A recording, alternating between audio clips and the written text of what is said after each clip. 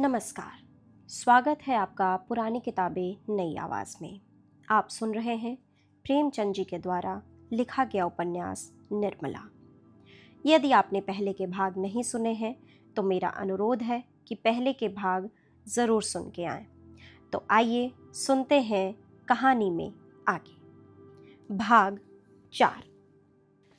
उस दिन अपने प्रगाढ़ प्रणय का सबल प्रमाण देने के बाद मुंशी तोताराम को आशा हुई थी कि निर्मला के मर्म स्थल पर मेरा सिक्का जम जाएगा, लेकिन उनकी यह आशा लेश मात्र भी पूरी न हुई। बल्कि पहले तो वह कभी कभी उनसे हंसकर बोला भी करती थी। अब बच्चों के ही लालन पालन में व्यस्त रहने लगी। जब घर आते बच्चों को उसके पास बैठे पाते, कभी देखते कि उन्हें खिला रही है, कभी कपड़े पहना रही है, कभी नहला रही है, कभी कोई खेल खेल रही है और अभी कोई कहानी कह रही है। निर्मला का तृषित हृदय प्रणय की ओर से निराश होकर इस अवलंब को ही गनीमत समझने लगा। बच्चों के साथ हंसने बोलने में उसकी मातृकल्पना तृप्त होती थी। पति के साथ हंसने बोलने में उसे जो संकोच, जो अरुचि तथा जो अनिच्छा होती थी, यहाँ तक कि वह उठकर भाग जाना चाहती। उसके बदले बालकों के सच्चे सरल स्नेह से चित्त प्रसन्न हो जाता था। पहले मनसाराम उसके पास आते हुए झिझकता था, लेकिन मानसिक विकास में 5 साल छोटा हॉकी और फुटबॉल ही उसका संसार, उसकी कल्पनाओं का मुक्त क्षेत्र तथा उसकी कामनाओं का हरा भरा बाग था। एक हरे बदन का शरहरा सुंदर हंसमुख लज्जाशील बालक था, जिसका घर से केवल भोजन का नाता था। बाकी सारे दिन न जाने कहाँ घूमा करता। निर्मला उसके मुंह से खेल की बातें सुनकर थोड़ी देर के लिए अपनी चिंताओं को भूल जाती और चाहती थी एक बार फिर वही दिन आ जाते जब वह गुड़िया खेलती और उसके ब्याह रचाया करती थी, और जिसे अभी थोड़े बहुत ही दिन गुजरे थे। मुंशी तोताराम अन्य एकांत सेवी मनुष्यों की भांति विषयी जीव थे। कुछ दिनों तो वह निर्मला को सैर तमाशे दिखाते रहे, लेकिन जब देखा कि इसका कुछ फल नहीं होता तो फिर एकांत सेवन करने। दिन भर के कठिन मानसिक परिश्रम के बाद उनका चित्त आमोद प्रमोद के लिए ललायित हो जाता। लेकिन जब अपनी विनोद वाटिका में प्रवेश करते और उसके फूलों को मुरझाया, पौधों को सूखा और क्यारियों से धूल उड़ती देखते तो उनका जी चाहता क्यों न इस वाटिका को उजाड़ दूं। निर्मला उनसे क्यों विरक्त रहती है, इसका रहस्य उनकी समझ में न आता था। दंपत्य शास्त्र के सारे मंत्रों की परीक्षा कर चुके, पर मनोरथ पूरा न हुआ। अब क्या करना चाहिए यह उनकी समझ में न आता था। एक दिन वह इसी चिंता में बैठे हुए थे कि उनके सहपाठी मित्र नयन सुखराम आकर बैठ गए और सलाम वलाम के बाद मुस्कुरा कर बोले, आजकल तो खूब गहरी छंती होगी, नई बीवी का आलिंगन करके जवानी का मजा आ जाता होगा। बड़े भाग्यवान हो भाई, रूठी हुई जवानी को मनाने का इससे अच्छा कोई उपाय नहीं कि नया विवाह हो जाए। यहाँ तो जिंदगी बवाल हो रही है। पत्नी जी इस बुरी तरह चिमटी हैं कि किसी तरह पिंड ही नहीं छोड़ती। मैं तो दूसरी शादी की फिक्र में हूँ, कहीं डॉल हो तो ठीक ठाक कर दो। दस्तूरी में एक दिन तुम्हें उसके हाथ के बने हुए पान खिला देंगे। तोताराम ने गंभीर भाव से कहा, कहीं ऐसी हिमाकत ना कर बैठना, नहीं तो पछताओगे। लौंडियों तो लौंडों से ही खुश रहती हैं, हम तुम अब उस काम के नहीं रहे। सच कहता हूँ, मैं तो शादी करके पछता रहा हूँ। बुरी बला गले पड़ी है। सोचा था 2-4 साल और जिंदगी का मजा उठा लूं, पर उल्टी आते गले पड़ी। नैन सुख ने कहा, तुम क्या बातें करते हो? लौंडियों को पंजों में लाना क्या मुश्किल बात है? जरा सैर तमाशे दिखा दो, उनके रंग रूप की तारीफ कर दो, बस रंग जम गया। तोताराम ने कहा, यह सब कुछ करके हार गया यार। नयन ने कहा, अच्छा, कुछ इत्र तेल फूल पत्ते चाट वाट का भी मजा चखाया या नहीं अभी? अजी ये सब कर चुका हूँ, दंपत्ति शास्त्र के सारे मंत्रों का इम्तिहान ले चुका, सब कोरी गप्पे हैं। नयन ने कहा। अच्छा, तो अब मेरी एक सलाह मानो, जरा अपनी सूरत बनवा लो। आजकल यहाँ एक बिजली के डॉक्टर आए हुए हैं जो बुढ़ापे के सारे निशान मिटा देते हैं। क्या मजाल कि चेहरे पर एक झुर्रियां या सिर का बाल पका रह जाए। न जाने क्या जादू कर देते हैं कि आदमी का चोला ही बदल जाता है। तोताराम ने पूछा, फीस क्या लेते हैं? फीस तो सुना है शायद 500 रुपए है कुछ। अजी कोई पाखंडी होगा, बेवकूफों को लूट रहा होगा। कोई रोगन लगाकर 2-4 दिन के लिए जरा चेहरा चिकना कर देता होगा। इश्तहारी डॉक्टरों पर तो अपना विश्वास ही नहीं है। 10-5 की बात होती तो कहता जरा दिल लगी ही सही, 500 रुपए बड़ी रकम है। नयन ने कहा, तुम्हारे लिए 500 रुपए कौन सी बहुत बड़ी बात है? 1 महीने की आमदनी है। मेरे पास तो भाई 500 रुपए होते तो सबसे पहला काम यही करता। जवानी के 1 घंटे की कीमत 500 रुपए से कहीं ज्यादा है। तोताराम ने कहा, अजी कोई सस्ता नुस्खा बताओ, कोई फकीरी जड़ी बूटी जो कि बिना हर्रा फिटकिरी के रंग चोखा हो जाए। बिजली और रेडियम बड़े आदमियों के लिए रहने दो, उन्हीं को मुबारक हो। नयन ने जवाब में कहा, तो फिर रंगीलेपन का स्वांग रचो या ढीला ढाला कोट फेंको, तंजेब की चुस्त अचकन हो, चुन्नटदार पजामा, गले में सोने की जंजीर पड़ी हुई, सिर पर जयपुरी साफा बंधा हुआ, आंखों में सुरमा और बालों में हिना का तेल पड़ा हुआ हो। तोंद का पिचकना भी जरूरी है। दोहरा कमरबंद बांध लो। जरा तकलीफ तो होगी पर अचकन सज उठेगी। खिजाब मैं ला दूंगा। 150 गजले याद कर लो और मौके मौके से शेर पढ़ो। बातों में रस भरा हो, ऐसा मालूम हो कि तुम्हें दीन और दुनिया की कोई फिक्र नहीं है। बस जो कुछ है प्रियतमा ही है। जवा मर्दी और साहस के काम करने का मौका ढूंढते रहो। रात को झूठ मूठ शोर करो, चोर चोर और तलवार लेकर अकेले पिल पड़ो।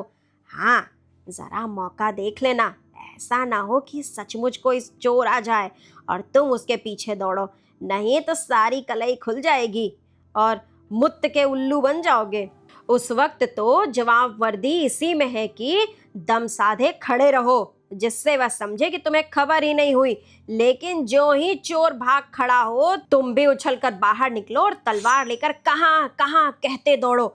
ज्यादा नहीं, 1 महीना मेरी बातों का इम्तिहान करके देखो। अगर वह तुम्हारी दम न भरने लगे तो जो जुर्माना कहो वह। तोताराम ने उस वक्त तो यह बातें हंसी में उड़ा दी, जैसा कि एक व्यवहार कुशल मनुष्य को करना चाहिए था। लेकिन इसमें की कुछ बातें उसके मन में बैठ गईं। उनका असर पड़ने में कोई संदेह न था। धीरे धीरे रंग बदलने लगे, जिसमें लोग खटक न जाएं। पहले बालों से शुरू किया, फिर सुरमे की बारी आई। यहाँ तक कि 1-2 महीने में उनका कलेवर ही बदल गया। गजले याद करने का प्रस्ताव तो हास्यास्पद था, लेकिन वीरता की डींग मारने में कोई हानि न थी। उस दिन से वह रोज अपनी जवान मर्दी का कोई न कोई प्रसंग अवश्य छोड़ देते। निर्मला को संदेह होने लगा, कहीं इन्हें उन्माद का रोग तो नहीं हो रहा है। जो आदमी मूंग की दाल और मोटे आटे के 2 फुलके खाकर भी नमक सुलेमानी का मोहताज हो, उसके छैलेपन पर उन्माद का संदेह हो तो आश्चर्य ही क्या। निर्मला पर इस पागलपन का और क्या रंग जमता। हाँ, उसे उन पर दया आने लगी। क्रोध और घृणा का भाव जाता रहा। क्रोध और घृणा उन पर होती है जो अपने होश में हो। पागल आदमी तो दया ही का पात्र है। वह बात बात में उनकी चुटकियां लेती, उनका मजाक उड़ाती, जैसे लोग पागलों के साथ किया करते हैं। हाँ, इसका ध्यान रखती थी कि वह समझ न जाए। वह सोचती, बेचारा अपने पाप का प्रायश्चित कर रहा है। यह सारा स्वांग केवल इसलिए तो है कि मैं अपना दुख भूल जाऊं। आखिर अब भाग्य तो बदल सकती नहीं, इस बेचारे को क्यों जलाऊं। एक दिन रात को 9 बजे तोताराम बांके बने हुए सैर करके लौटे और निर्मला से बोले, आज 3 चोरों से सामना हो गया। जरा शिवपुरी की तरफ चला गया था। अंधेरा था, ज्यों ही रेल की सड़क के पास पहुंचा तो 3 आदमी तलवार लिए हुए न जाने किधर से निकल पड़े। यकीन मानो, तीनों काले देव थे। मैं बिल्कुल अकेला, पास में सिर्फ यह छड़ी थी। उधर तीनों तलवार बांधे हुए। होश उड़ गए। समझ गया कि जिंदगी का यही तक साथ था। मगर मैंने भी सोचा, मरता ही हूं तो वीरों की मौत क्यों न मरूं। इतने में एक आदमी ने ललकार कर कहा, रख दे तेरे पास जो कुछ हो और चुपके से चला जा। मैं छड़ी संभाल कर खड़ा हो गया और बोला, मेरे पास तो सिर्फ यह छड़ी है और इसका मूल्य एक आदमी का सिर है। मेरे मुंह से इतना निकलता ही था कि तीनों तलवार खींचकर मुझ पर झपट पड़े और मैं उनके वीरों को छड़ी पर रोकने लगा। तीनों झल्ला झल्ला कर वार करते थे। खटाके की आवाज होती थी और मैं बिजली की तरह झपट कर उनके तारों को काट देता था। कोई 10 मिनट तक तीनों ने खूब तलवार के जोहर दिखाए, पर मुझ पर रेफ तक ना आई।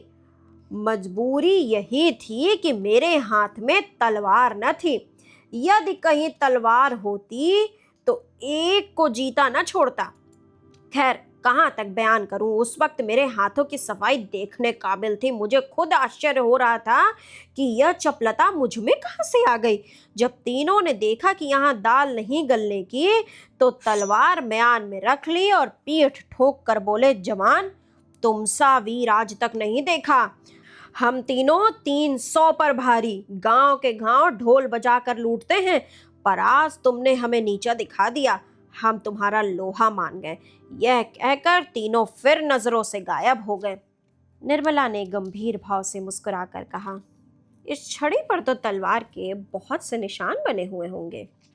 मुंशी जी इस शंका के लिए तैयार न थे, पर कोई जवाब देना आवश्यक था। बोले, मैं वारों को बराबर खाली कर देता था। 2-4 चोटें छड़ी पर पड़ी भी तो उचटती हुई उनसे कोई निशान नहीं पड़ सकता था।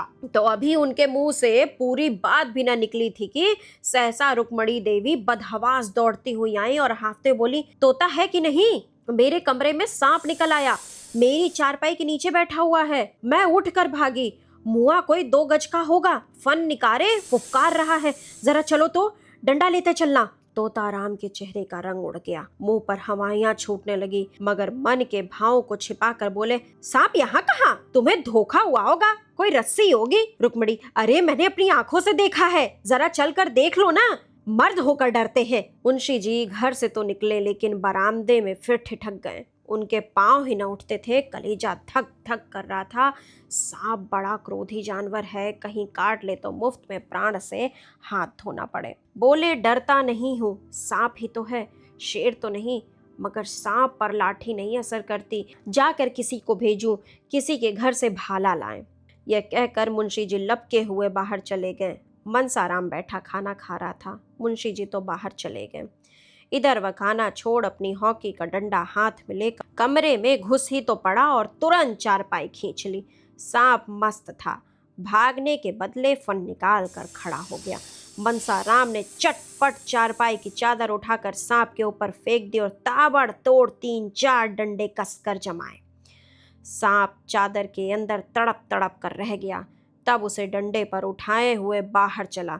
मुंशी जी कई आदमियों के साथ लिए हुए चले आ रहे थे। मनसाराम को सांप लटकाए आते देख तो सहसा उनके मुंह से चीख निकल पड़ी, मगर फिर संभल गए और बोले, मैं तो आ ही रहा था, तुमने क्यों इतनी जल्दी कर दी? दे दो, कोई फेंक आए। यह कहकर बहादुरी के साथ रुक्मणी के कमरे के द्वार पर जाकर खड़े हो गए और कमरे को खूब देखभाल कर मूंछों पर ताव देते हुए निर्मला के पास जाकर बोले, जब तक मैं आऊं तब तक मनसाराम ने मार डाला। बेसमझ लड़का, डंडा लेकर दौड़ पड़ा। सांप हमेशा भाले से मारना चाहिए, यही तो लड़कों में ऐब है। मैंने ऐसे ऐसे कितने सांप मारे हैं। सांप को खिला खिला कर मारता हूँ, कितनों को तो मुट्ठी में पकड़ कर मसल दिया है। रुक्मणी ने कहा, जाओ भी, देख ली तुम्हारी मर्दानगी।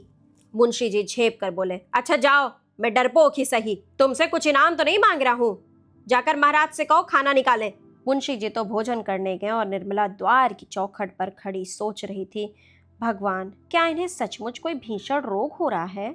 क्या मेरी दशा को और भी दारुण बनाना चाहते हो? मैं इनकी सेवा कर सकती हूँ, सम्मान कर सकती हूँ, अपना जीवन इनके चरणों पर अर्पण कर सकती हूँ, लेकिन वह नहीं कर सकती जो मेरे किए नहीं हो सकता।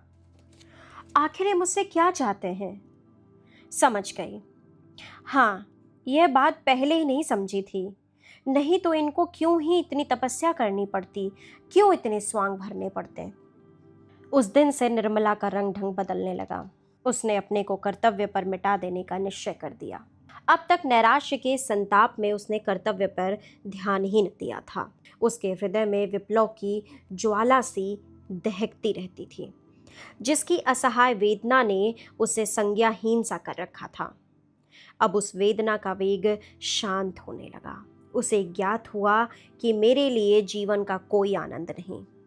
उसका स्वप्न देखकर क्यों इस जीवन को नष्ट करूं? संसार में सब के सब प्राणी सुख सेज पर ही तो नहीं सोते। मैं भी उन्हीं अभागों में से एक हूं। मुझे भी विधाता ने दुख की गठरी ढोने के लिए चुना है। वह बोझ सिर से उतर नहीं सकता। उसे फेंकना भी चाहूं तो नहीं फेंक सकती। उस कठिन भार से चाहे आंखों में अंधेरा छा जाए, चाहे गर्दन टूटने लगे, चाहे पैर उठाना दुरुस्त हो जाए, लेकिन वह गठरी ढोनी ही पड़ेगी। उम्र भर का कैदी कहाँ तक रोएगा? रोए भी तो कौन देखता है? किसे उस पर दया आती है? रोने से काम में हर्ज होने के कारण उसे और यातनाएं ही तो सहनी पड़ती हैं। दूसरे दिन वकील साहब कचहरी से आए तो देखा निर्मला की साहस्य मूर्ति अपने कमरे के द्वार पर खड़ी है। वह आनंद छवि देखकर उनकी आंखें तृप्त हो गई। आज बहुत दिनों के बाद उन्हें यह कमल खिला हुआ दिखलाई दिया। कमरे में एक बड़ा सा आईना दीवार पे लटका हुआ था। उस पर एक पर्दा पड़ा रहता था। आज उसका पर्दा उठा हुआ था। वकील साहब ने कमरे में कदम रखा तो शीशे पर निगाह पड़ी। अपनी सूरत साफ साफ दिखाई दी। उनके हृदय में चोट सी लग गई। दिन भर के परिश्रम से मुख की कांति मलिन हो गई थी। भांति भांति के पौष्टिक पदार्थ खाने पर भी गालों की झुर्रियां साफ दिखाई दे रही थी। तोंद कसी होने पर भी किसी मुंहजोर घोड़े की भांति बाहर निकलती हुई थी। आईने के ही सामने किंतु दूसरी ओर ताकती हुई निर्मला भी खड़ी हुई थी। दोनों सूरतों में कितना अंतर था। एक रत्न जटिल विशाल भवन, दूसरा टूटा फूटा खंडहर। वह उस आईने की ओर न देख सके। अपनी यह हीन अवस्था उनके लिए असहाय थी। वह आईने के सामने से हट गए। उन्हें अपनी ही सूरत से घृणा होने लगी। फिर इस रूपवती कामिनी को उनसे घृणा करना कोई आश्चर्य की बात न थी। निर्मला की ओर ताकने का भी उन्हें साहस न हुआ। उसकी यह अनुपम छवि उनके हृदय का शूल बन गई। निर्मला ने कहा, आज इतनी देर कहाँ लगाई? दिन भर राह देखते देखते आंखें फूट जाती हैं। तोताराम ने खिड़की की ओर ताकते हुए जवाब दिया, मुकदमों के मारे दम मारने की छुट्टी नहीं मिलती। अभी एक मुकदमा और था, लेकिन मैं सिर दर्द का बहाना करके भाग खड़ा हुआ। निर्मला, तो क्यों इतने मुकदमे लेते हो? काम उतना ही करना चाहिए जितना आराम से हो सके। प्राण देकर थोड़े काम किया जाता है। मत लिया करो बहुत मुकदमे। मुझे रुपयों का लालच नहीं है। तुम आराम से रहोगे तो बहुत रुपया मिलेंगे। तोताराम ने कहा, भाई आती हुई लक्ष्मी भी तो नहीं ठुकराई जाती। निर्मला ने कहा, लक्ष्मी अगर रक्त और मांस की भेंट लेकर आती है तो उसका ना आना ही अच्छा है। मैं धन की भूखी नहीं हूं। इसी वक्त मनसाराम भी स्कूल से लौटा। धूप में चलने के कारण मुख पर पसीने की बूंदें आई हुई थीं। गोरे मुखड़े पर खून की लाली दौड़ रही थी। आंखों से ज्योति सी निकलती मालूम होती थी। द्वार पर खड़ा होकर बोला, अम्मा जी लाइए, कुछ खाने का निकालिए, जरा खेलने जाना है। निर्मला जाकर गिलास में पानी लाई और एक तश्तरी में कुछ मेवे रखकर मनसाराम को दिए। मनसाराम जब खाकर चलने लगा तो निर्मला ने पूछा, कब तक आओगे? मनसाराम ने जवाब दिया, कह नहीं सकता। गोरों के साथ हॉकी का मैच है और यहाँ से बहुत दूर भी है। तो निर्मला ने कहा, भाई जल्दी आना, खाना ठंडा हो जाएगा तो कहोगे कि मुझे भूख नहीं है। मनसाराम ने निर्मला की ओर सरल स्नेह भाव से देखकर कहा, मुझे देर हो जाए तो समझ लीजिएगा कि वहीं खा रहा हूँ। मेरे लिए बैठने की जरूरत नहीं है। इतना कहकर वह चला गया। तो निर्मला बोली, पहले तो घर में आते ही ना थे, मुझसे बोलते शर्माते थे, किसी चीज की जरूरत होती तो बाहर से ही मंगवा भेजते थे, जब से मैंने बुलाकर कहा तब से आने लगे हैं। तोताराम ने कुछ चढ़कर कहा, यह तुम्हारे पास खाने पीने की चीजें मांगने क्यों आता है, दीदी से क्यों नहीं कहता? निर्मला ने यह बात प्रशंसा पाने के लोभ से कही थी। वह यह दिखाना चाहती थी कि मैं तुम्हारे लड़कों को कितना जानती हूँ। यह कोई बनावटी प्रेम न था, उसे लड़कों से सचमुच स्नेह था। उसके चरित्र में अभी तक बाल भाव ही प्रधान था। उसमें वही उत्सुकता, वही चंचलता, वही विनोद प्रियता विद्यमान थी और बालकों के साथ उसकी ये बाल वृत्तियां प्रस्फुटित होती थीं। पत्नी सुलभ ईर्ष्या अभी तक उसके मन में उदय नहीं हुई थी, लेकिन पति के प्रसन्न होने के बदले नाक भौं सिकोड़ने का आशन न समझकर बोली, मैं क्या जानूं, उनसे क्यों नहीं मांगते, मेरे पास आते हैं तो दुत्कार नहीं देती, अगर ऐसा करूं तो यही होगा कि लड़कों को देखकर जलती है। मुंशी जी ने इसका कुछ जवाब न दिया, लेकिन आज उन्होंने मुवक्किलों से बातें नहीं की, सीधे मनसाराम के पास गए और उसका इम्तिहान लेने लगे। यह जीवन में पहला ही अवसर था कि इन्होंने मनसाराम या किसी लड़के की शिक्षा उन्नति के विषय में इतनी दिलचस्पी दिखाई हो। उन्हें अपने काम से सिर उठाने की फुर्सत ही न मिलती थी। उन्हें इन विषयों को पढ़े हुए 40 वर्ष के लगभग हो गए थे। तब से उनकी ओर आंख तक न उठाई थी। वह कानूनी पुस्तकों और पत्रों के सिवा और कुछ पढ़ते ही न थे। इसका समय ही न मिलता था। पर आज उन्हीं विषयों में मनसाराम की परीक्षा लेने लगे। मनसाराम ज़हीन था और इसके साथ ही मेहनती भी था। खेल में भी टीम का कैप्टन होने पर भी वह क्लास में प्रथम रहता था। जिस पाठ को एक बार देख लेता पत्थर की लकीर हो जाती थी। मुंशी जी को उतावली में ऐसे मार्मिक प्रश्न तो सूझे नहीं जिनके उत्तर देने में चतुर लड़के को भी कुछ सोचना पड़ता, और ऊपरी प्रश्नों को मनसाराम ने चुटकियों में उड़ा दिए। कोई सिपाही अपने शत्रु पर वार खाली जाते देखकर जैसे झल्ला झल्ला कर और भी तेजी से वार करता है, उसी भांति मनसाराम के जवाबों को सुन सुनकर वकील साहब भी चिल्लाते थे। वह कोई ऐसा प्रश्न करना चाहते थे जिसका जवाब मनसाराम से न बन पड़े। देखना चाहते थे कि इसका कमजोर पहलू कहाँ है। यह देखकर अब उन्हें संतोष न हो सकता था कि वह क्या करता है। वह यह देखना चाहते थे कि यह क्या नहीं कर सकता। कोई अभ्यस्त परीक्षक मनसाराम की कमजोरियों को आसानी से दिखा देता, पर वकील साहब अपनी आधी शताब्दी की भूली हुई शिक्षा के आधार पर इतने सफल कैसे होते। अंत में उन्हें अपना गुस्सा उतारने के लिए कोई बहाना न मिला तो बोले, मैं देखता हूं तुम सारे दिन इधर उधर मटर गश्ती किया करते हो। मैं तुम्हारे चरित्र को तुम्हारी बुद्धि से बढ़कर समझता हूं, और तुम्हारा यूं आवारा घूमना मुझे कभी गवारा नहीं हो सकता। मनसाराम ने निर्भीकता से कहा, मैं शाम को 1 घंटा खेलने के लिए जाने के सिवा दिन भर कहीं नहीं जाता। आप अम्मा या बुआ जी से पूछ लें, मुझे खुद इस तरह घूमना पसंद नहीं है। हाँ, खेलने के लिए हेडमास्टर साहब आग्रह करके बुलाते हैं तो मजबूरन जाना पड़ता है। अगर आपको मेरा खेलने जाना पसंद नहीं है तो कल से ना जाऊंगा। मुंशी जी ने देखा कि बातें दूसरे ही रुख पर जा रही हैं तो तीव्र स्वर में बोले, मुझे इस बात का इत्मीनान क्यों हो कि खेलने के सिवा कहीं नहीं घूमने जाते? मैं बराबर शिकायतें सुनता हूँ। मनसाराम ने उत्तेजित होकर कहा, किन महाशय ने आपसे यह शिकायत की है? जरा मैं भी तो सुनूं। वकील साहब ने कहा, कोई हो, इससे तुम्हें कोई मतलब नहीं। तुम्हें इतना विश्वास होना चाहिए कि मैं झूठा आक्षेप नहीं करता। मनसाराम ने कहा, अगर मेरे सामने कोई आकर कह दे कि मैंने इन्हें कहीं घूमते देखा है तो मुंह न दिखाऊं। फिर वकील साहब ने कहा, किसी को ऐसी क्या गरज पड़ी है कि तुम्हारे मुंह पर तुम्हारी शिकायत करे और तुमसे बैर मोल ले? तुम अपने 2-4 साथियों को लेकर उसके घर की खपरैल फोड़ते फिरोगे। मुझसे इस किस्म की शिकायत एक आदमी ने की, कई आदमियों ने की है, और कोई वजह नहीं है कि मैं अपने दोस्तों की बात पर विश्वास न करूं। मैं चाहता हूं कि तुम स्कूल में ही रहा करो। मनसाराम ने मुंह गिराकर कहा, मुझे वहां रहने में कोई आपत्ति नहीं है, जब से कहिए चला जाऊंगा। वकील साहब ने कहा, तुमने मुंह क्यों लटका लिया? क्या वहां रहना अच्छा नहीं लगता? ऐसा मालूम होता है मानो वहां जाने के भय से तुम्हारी नानी मरी जा रही है। आखिर बात क्या है? वहां तुम्हें क्या तकलीफ होगी? मनसाराम छात्रालय में रहने के लिए उत्सुक नहीं था, लेकिन जब मुंशी जी ने यही बात कह दी और इसका कारण पूछा सो वह अपनी झेप मिटाने के लिए प्रसन्नचित होकर बोला, मुंह क्यों लटकाऊं? मेरे लिए जैसे कोई बोर्डिंग हाउस, तकलीफ भी कोई नहीं है, और हो भी तो उसे कह सकता हूँ। मैं कल से चला जाऊंगा।